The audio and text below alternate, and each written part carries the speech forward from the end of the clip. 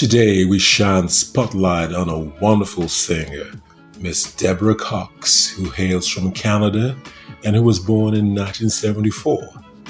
She's a singer, she's an actress, she can sing anything from R&B to jazz, and she got a start taking part in singing competitions in Canada, and she did quite well in many of them, and she ended up moving to the United States of America in 1994, where she ended up being signed to Arista Records by Clive Davis and released her first CD. She went on to release her second CD called One Wish, which produced her best and highest charting song till date. The song is called Nobody's Supposed to Be Here, which was written by Montel Jordan, and it was produced by Shep Crawford. And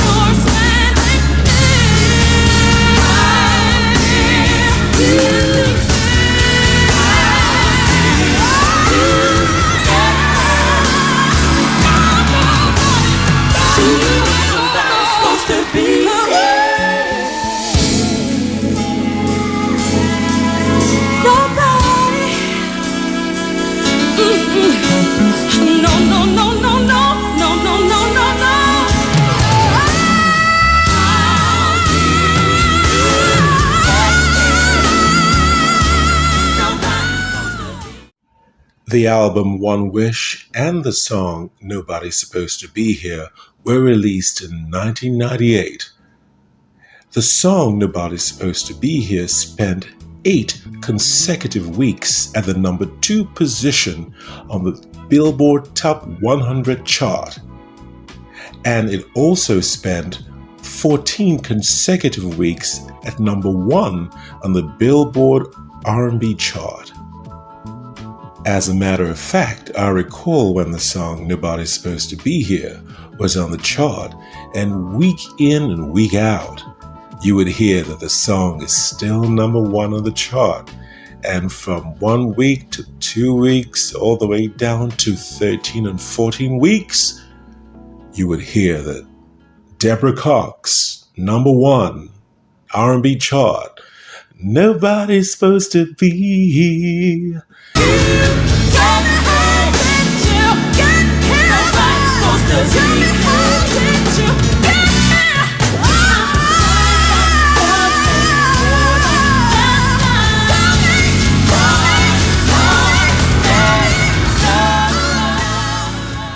As her music career blossomed and her popularity grew, in 2007 she decided she was going to look at the moon as a destination. She gave us the album titled Destination Moon, which was a tribute to the great Dinah Washington, who was a jazz and blues icon from the 50s.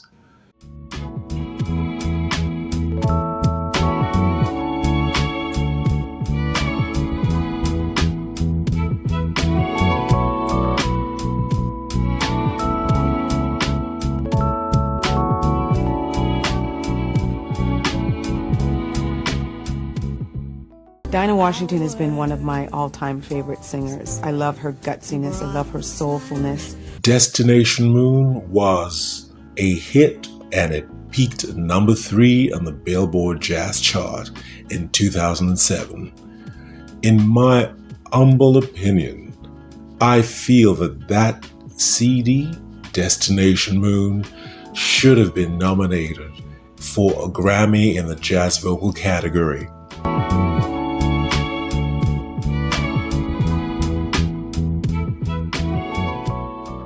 Kiss the world goodbye, and away we'll fly. A destination moon.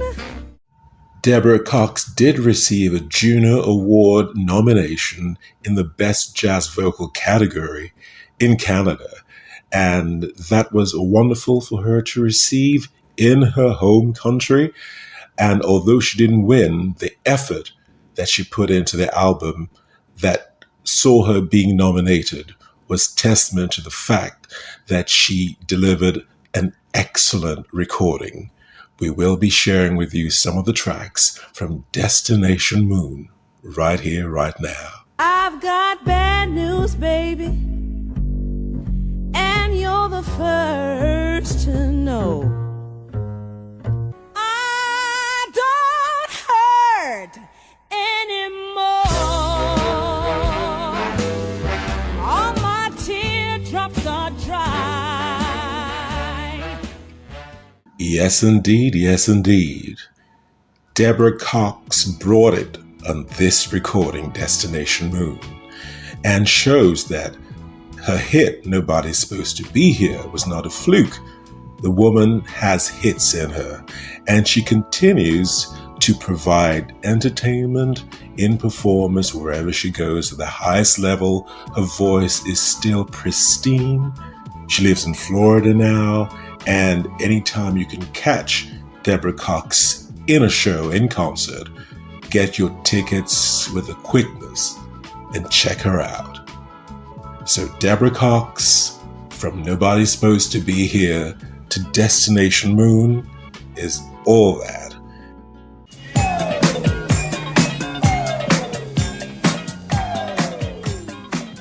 "1979 was the best musical year for the fine singer Anita Ward, born in 1956 in Memphis, Tennessee.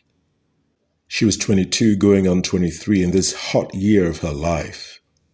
Anita Ward got a lot of bells ringing all over the world in that eventful and very busy year. The song that put Anita Ward on the map was called Ring My Bell.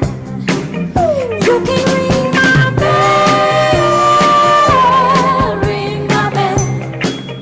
She was initially reluctant to record an earlier version of the song she was presented, but after it was reworked, she was game, and gladly so.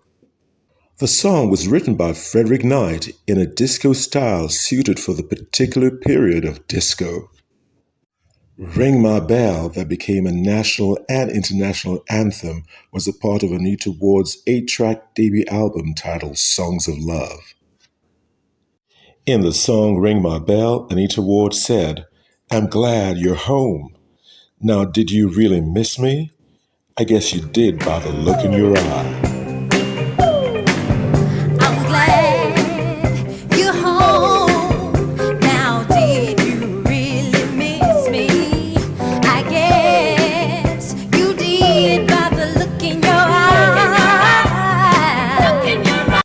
Yes, indeed, 1979 was a groovy year for Anita Ward. Radio did their best to keep up with the huge requests they received for the song literally everywhere in the world. Ring My Bell was a smash worldwide hit and number one in the US, UK, Canada, Spain, Norway, New Zealand, and was top 2 or 3 in Australia, Austria, Finland, France, Ireland, the Netherlands, South Africa, Sweden, and Germany. Wow, she really did her thing in 1979. The night was made for me and you. Anita was riding high on the crest of her international success in '79. This wave of success took her to various countries across the world where she appeared and performed her smash hit and other song material. She graced popular first-rate shows on stages like The Midnight Special, The Merv Griffin Show, American Bandstand, Top of the Pops, and so many others.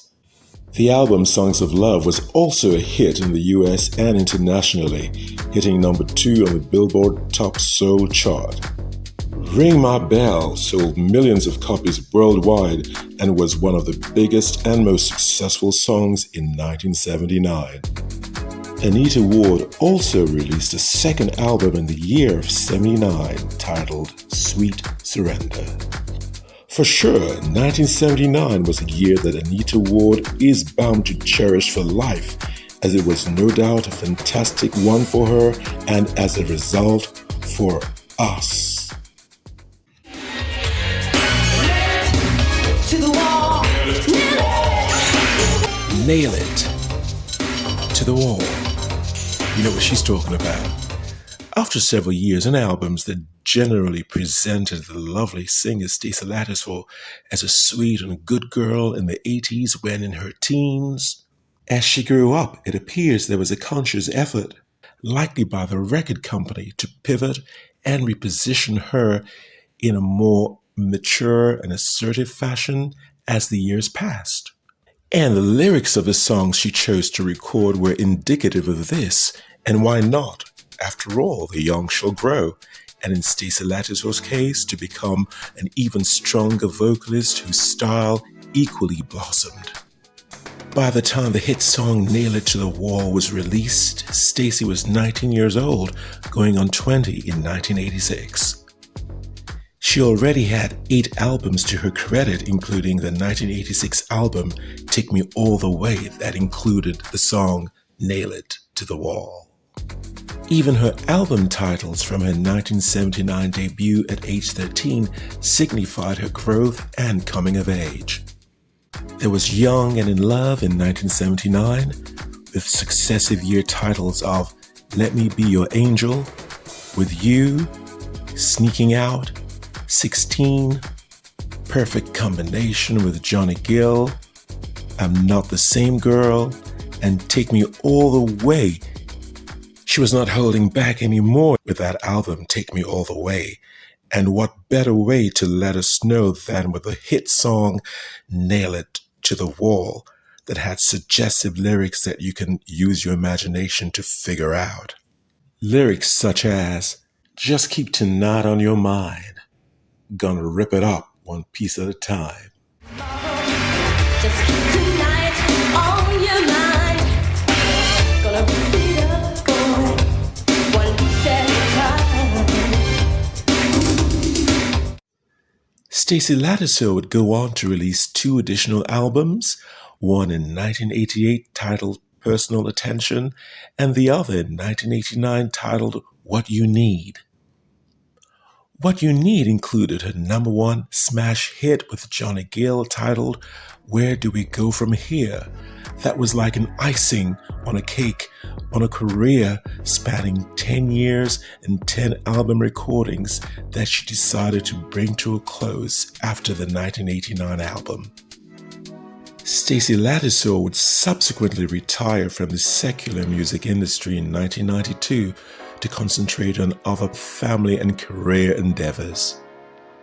Through the career of Stacy Lattisaw, especially during the latter years, it appears she gave the vibe of being a reluctant quote-unquote bad girl, as some of the lyrics in her later songs conveyed, and as likely pushed and packaged by the recording company.